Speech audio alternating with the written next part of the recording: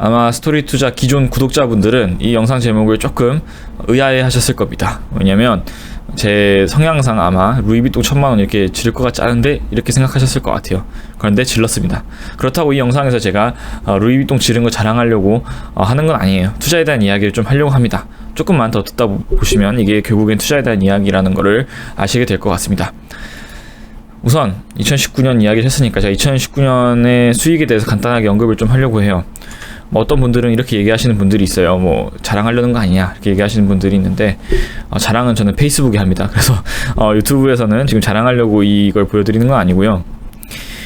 제가 비록 회사의 대표지만 저도 9시부터 6시까지 업무를 하고 또 부모님한테 물려받은 게 없는 사람으로서 여러분들도 이 정도는 그래도 벌 수 있다는 걸 좀 보여드리고 싶었어요. 특히 스토리 투자가 좀 투자가 지루하다. 제가 아마 제 영상 중에서 급등주 이런 걸 추천한 적은 없는 걸 아실 거예요. 리딩방도 안 합니다. 저는 원칙에 의한 투자를 강조를 하는데 그렇게 해서 돈 벌 수 있나?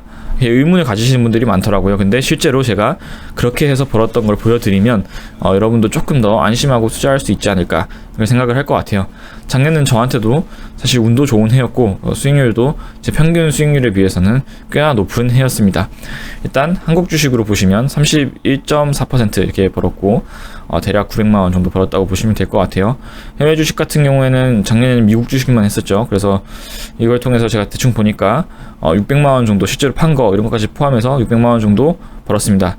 안타깝게도 해외 주식은 이런 기간 손익 요약처럼 정확하게 얼마나 벌었는지를 보여줄 수 있는 그런 기능이 없어가지고 제가 수동으로 좀 계산을 해봤어요.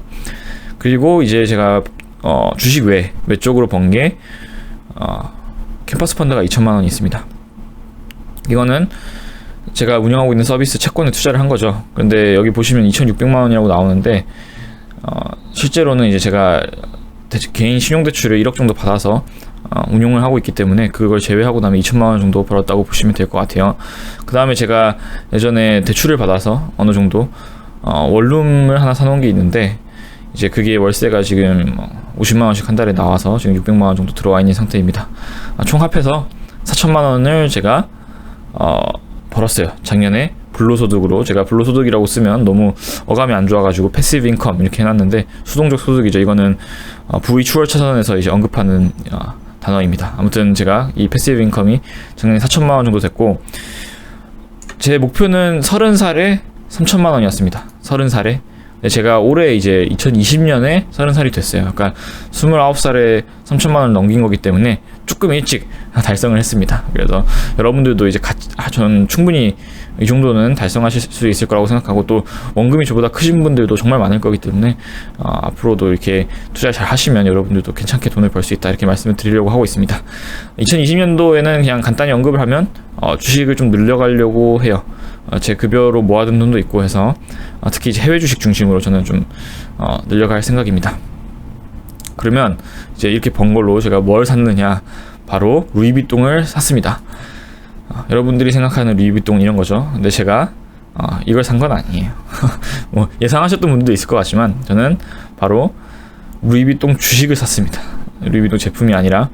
그래서 그 LVMH 모 헤네시가 이제 루이비통 주식인데 제가 이 영상에서는 사실 2019년에 돈을 번 이야기를 하려는 것도 아니고 제가 그걸로 명품을 사서 자랑하려는 것도 아니라 이제 LVMH라는 종목에 대해서 좀 말씀을 드리려고 해요. 일종의 추천이죠. 이렇게 드리려고 하는데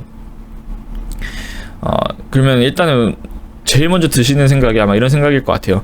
왜 루이비통인데 이름이 루이비통이 아니고 LVMH 모에 헤네시라고 되어 있을까 이렇게 궁금해 하실 분들이 있을 것 같아요.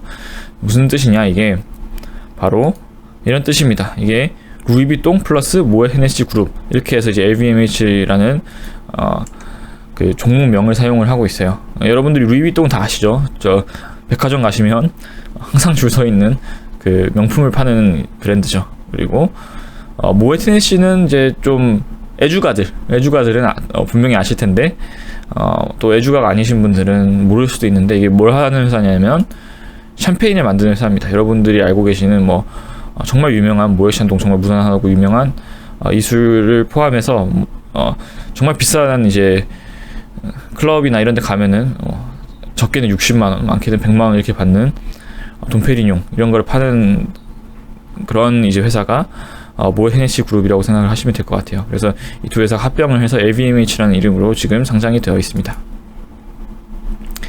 그러면 LVMH에는 루이비통과 모ët 헤네시만 있나요? 이렇게 생각하실 수 있는데 그렇지 않습니다. 얘네들은 이제 사이트에 들어가면 하우즈라는 표현을 쓰는데 75개의 이제 브랜드를 가지고 있어요. 그래서 패션 가죽 이 5가지 분류는 제가 한 게 아니라 본인들이 이렇게 하고 있는 겁니다. 패션 가죽, 그다음에 유통, 화장품, 그다음에 시계 보석, 그다음에 주류 이렇게 해서 5가지 종류의 제품을 LVMH 그룹에서 팔고 있고 패션 가죽에 이제 루이비통이 저희가 이제 가장 알고 있는 유명한 브랜드죠. 그리고 아마도 뭐 명품을 아시는 분들은 좀 눈에 들어오는 그런 브랜드들이 있을 것 같아요. 저는 사실 명품에 대해서 잘 몰라가지고 잘 모르는데 뭐 펜디나 이런 것도 제가 알기로는 되게 유명한 명품을 알고 있어요. 그래서 이런 것들 참고하셔서 이 모든 브랜드들이 다 루이비통 그룹에 들어가 있다, LVMH 그룹에 들어가 있다 이렇게 생각하시면 될 것 같고 계속해서 지금 늘리고 있어요. 가장 최근에 늘린 게 뭐였냐면 꽤 큰 이슈가 됐었죠. 티파니 앤 코를 LVMH 그룹에서 인수를 했습니다. 티파니 앤 코는 뉴욕에 기반을 한 이제 보석 회사죠. 세계에서 다이아 생공을 가장 잘한다는 그런 보석 회사인데 이 회사도 이제 최근에 인수를 해서 LVMH 공식 홈페이지에 들어가면 이제 LVMH reaches agreement with Tiffany & Co라고 해서 이제 딜이 성사가 됐다, 인수 딜이 이제 끝났다, 동의를 받았다, 이런 뉴스를 보실 수가 있을 겁니다. 그러면은 이제 제가 이제 좀 자세하게 설명을 드리려고 했는데 다른 브랜드들은 설명을 좀 다 드리면은 이거는 75개를 제가 유튜브 영상 하나에 할 수가 없잖아요. 그래서 제가 처음에 언급했던 루이비통에 대한 이야기만 좀 드리려고 해요. 왜 그러냐? 어쨌든 간에 이렇게 5가지 분야가 있어도 오피셜 자료를 보면 아직까지도 패션 가죽 분야가 압도적이기 때문에 이 분야에 대해서만 제가 좀 재밌는 이야기만 언급하고 넘어가도록 하겠습니다. 제가 뭐에 대해서 말씀을 드리려고 하냐면 짧게 세 슬라이드를 통해서 루이비통의 역사에 대해서 좀 말씀을 드리려고 해요. 개인적으로는 정말 재밌게 읽었던, 제가 이제 루이비통을 사게 만들었던 그런 이야기죠. 일단 루이비통은 왜 이제 등장 배경이죠. 왜 등장을 하게 됐느냐? 프랑스가 잘 살게 됐어요. 자본주의가 생기면서. 그러면서 이제 휴양 문화가 발전을 하게 됩니다. 한국처럼. 한국이 세계에서 가장 여행을 많이 가는 나라죠. 그런 동시에 또 프랑스 최초의 철도선인 파리 생제르맹이라는 이제 철도가 놓여요. 그러다 보니까 사람들이 기차를 많이 타게 되겠죠. 근데 이제 기차를 타는데 기존의 가방을 넣으니까 자꾸 문제가 생기는 거예요. 그래서 왼쪽에 보시는 이 사진, 그레이 트리안용 캔버스라는 이거를 만든 게 루이비통의 시초입니다. 루이비통이라는 사람이 이걸 만드는데 이 사람이 자기의 어떤 목수 경험이나 이런 것들을 반영을 해가지고 방수, 경량, 사각형 형태의 가방을 만들어요. 사각형은 왜 중요하냐? 이게 짐을 싣기가 훨씬 편했던 거죠. 기차에다가 이렇게 만들어서 이게 엄청나게 유명해지면서 프랑스 황후, 이제 귀족들, 또 유명한 이제 작가들이나 이런 분들이 이용을 하게 되면서 루이비통이 승승장구를 하기 시작을 하는 거죠. 이 시기쯤에. 그래서 이분이 이제 루이비통이 1859년 아니에르라는 데다 공방을 만듭니다. 그래서 이 공방을 만들고 그 다음에 런던, 그리고 뉴욕, 워싱턴, bombe이 등의 매장을 확장을 하게 돼요. 그래서 그 당시에 이제 그 샹젤리제에 세운 7층짜리 루이비통 매장은 세계에서 가장 큰 여행용품으로 유명했다고 합니다. 그리고 너무 많은 걸 언급하면 재미없을 것 같아서 여러분들이 이제 루이비통의 상징들만 이제 3가지 언제 개발됐는지만 말씀을 드리고 넘어갈게요. 첫 번째는 이 자물쇠입니다. 여러분들이 보는 그 자물쇠가 되게 유명한 자물쇠예요. 그래서 1886년 텀블러 자물쇠라는 거를 개발을 했죠. 100년이 넘었죠. 다 개발을 해서 지금까지도 이거를 계속해서 개량을 하면서 사용을 했어요. 그 당시에도 이게 정말 품질이 좋아서 사람들이 좋아했다고 해요. 기차에 한때 이제 도둑들이 늘어나가지고 만들었는데 실제로 이게 많은 보호를 해줬다고 합니다. 그 다음에 이제 1888년에 다미의 캔버스라고 이런 체크 무늬 모양을 개발합니다. 이걸 왜 개발했냐면 지금도 이제 저희가 그 명품 짝퉁 문제가 심각하잖아요. 근데 그 당시에도 비슷한 걸 계속 이제 사람들이 만드니까 우리는 다르다. 이런 패턴을 가진 게 우리 명품의 상징이다. 그래서 이제 체크 문양, 다미에라는 게 체크라는 뜻이래요. 그래서 이 문양을 가진 트렁크들을 개발하기 시작을 하고 1892년에는 이제 루이비통이 사망하고 아들, 그리고 이제 그 이후에는 손자가 이제 물려받는데 그건 참고하시고, 그 다음에 1896년에 모노그램 캔버스, 여러분들이 정말 많이 보고 아주머니들이 좋아하시는 이 무늬가 개발이 됩니다. 그러니까 100년이 넘은 이 무늬가, 이것도 역시 요 체크 문양을 만들었더니 또 똑같이 따라하길래 안 되겠다, 우리만의 그런 상징을 사람들한테 각인을 시켜야겠다고 생각을 해서 이런 모노그램 캔버스를 개발을 한 거죠.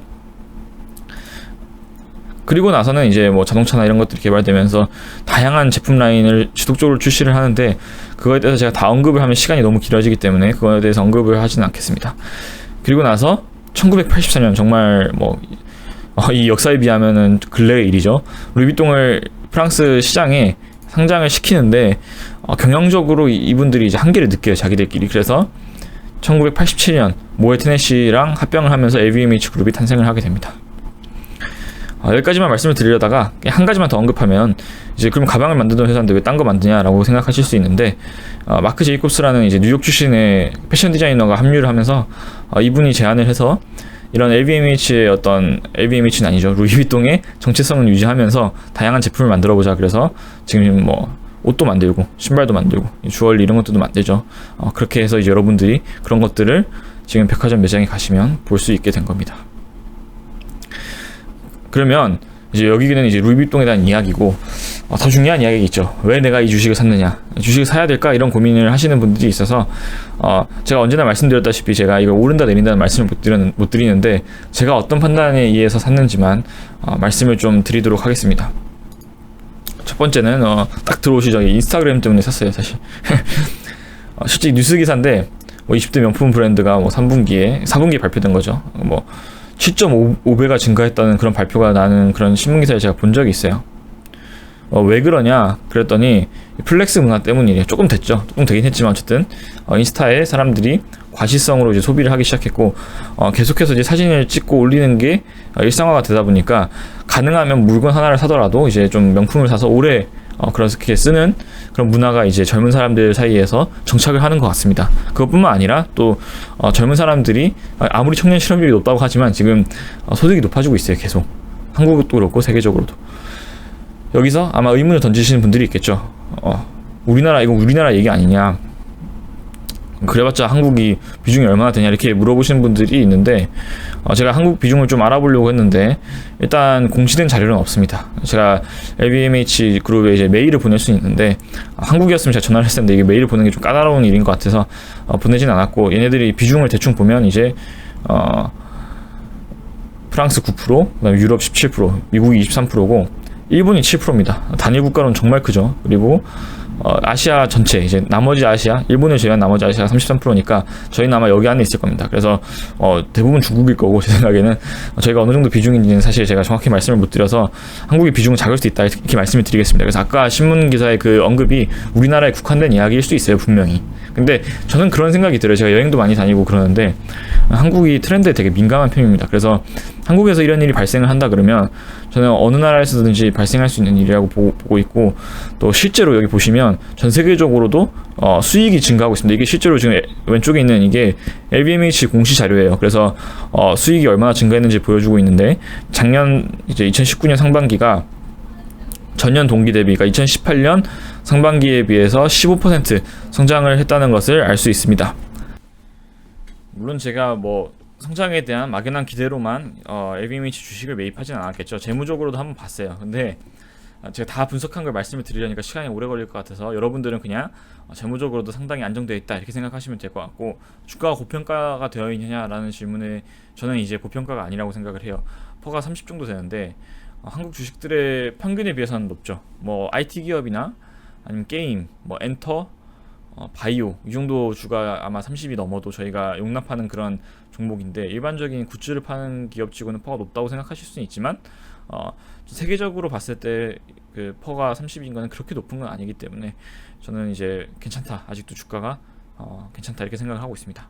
그리고 또 앞으로 성장을 할 거라고 저는 믿음이 있고, 그것뿐만 아니라 이제 여러분들이 스토리 투자를 좀 보시면 알겠지만 제가 배당을 되게 좋아하죠. 배당 되게 좋아하는 사람인데 배당도 생각보다 나쁘지 않게 주고 있어요. 이게 이제 왼쪽에 있는 이 이미지가 배당을 줬던 이력인데, 이제 2015년부터 이게 퍼센테이지가 아닙니다. 유로로 3유로, 뭐 3.5유로, 3.6유로, 4유로 이렇게 주다가 작년에 이제 2019년에 6유로하고 6.2유로를 줬어요. 그러니까 12.2유로를 줬는데 지금 현재 주가가 423유로니까 사실 배당률이 3%가 안 되죠. 안 되긴 하는데 이게 뭐 큰 숫자냐 그러면 저는 근데 괜찮다고 생각하는 이유가 여기 보세요. 이제 배당이 계속해서 한 번도 안 쉬고 지금 성장을 하고 있습니다. 얘네들이 놀라운 일이죠 사실. 그래서 앞으로도 배당을 성장할 것까지 생각을 하면 지금 사놓으면 나중에 배당 수익도 괜찮을 거다. 장기적으로 들고 가도 이렇게 생각을 했습니다. 그래서 이게 재무적인 이야기를 다 말씀을 드렸고, 그 다음에 이 세 번째부터는 조금 제 개인적인 어떤 주식 투자 철학에 대한 이야기인데, 뭐냐면 뽐뿌가 오면 주식을 사는 거예요.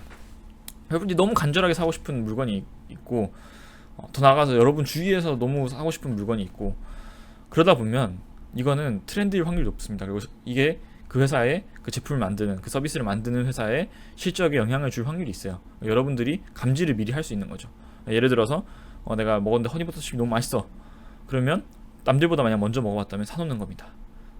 내가 예를 들어서 GV80이 나왔는데 이건 너무 사고 싶어, 미칠 것 같아. 그러면 이 차를 사는 게 아니라 주식을 사는 겁니다. 게임도 마찬가지예요. 게임 같은 경우에도 이제 게임을 정말 좋아하시는 분들 CBT 열심히 참여하시면서 이 게임 사야겠는데 라고 생각하시면 그 게임을 게임은 뭐 안 비싸니까 살 수 있는데 게임도 사고 그러면 주식도 사시라는 거죠. 그러면 단순히 여러분들이 어느 정도의 성장이 예상이 되는 그런 근거를 마련할 뿐만 아니라 여러분들의 그 뽐뿌가 왔던 것들을 돈을 아끼는 효과가 있습니다. 제가 이제 루이비통 이야기를 사실 제가 경제신문에서 읽게 됐는데, 그걸 읽고 나서 나도 살까? 뭐 벨트 같은 걸 살 일이 있었는데, 기왕이면 뭐 명품 하나 사가지고 좀 오래 써볼까 이런 생각도 했었어요. 근데 그런 걸 사는 대신에 주식을 사는 거죠.